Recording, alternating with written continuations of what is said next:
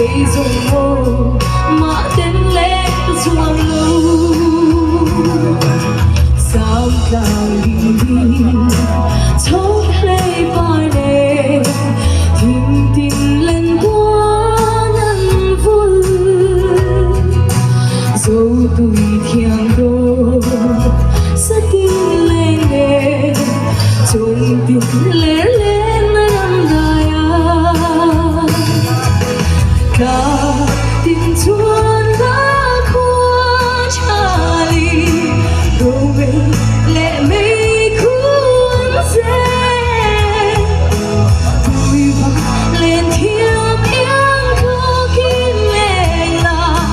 phần nua mình ép mãi tin vui nó mãi lên vai của ta chú tô đắng ngày lâu tên tên lên đang khi nghĩ lại ruộng lên mùa ấy cây rồng ngô mà tên lên ruộng lâu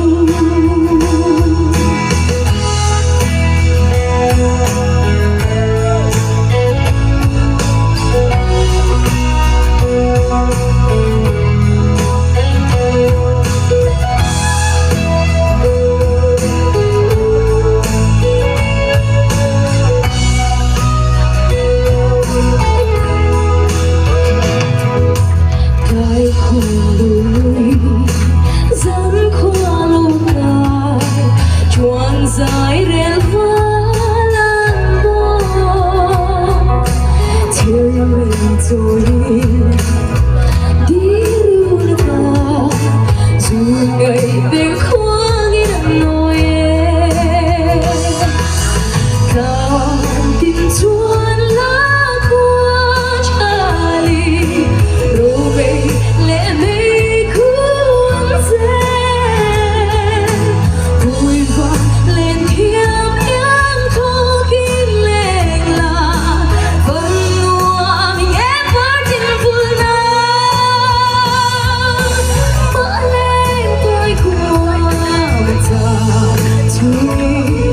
tu đắng ngày lâu đêm tình na đang khi nghĩ lại duyên lệ na người cây rồng ngô mà tên lên ruộng lâu nghĩ lại ruộng lên lúa ê cây rồng ngô mà tên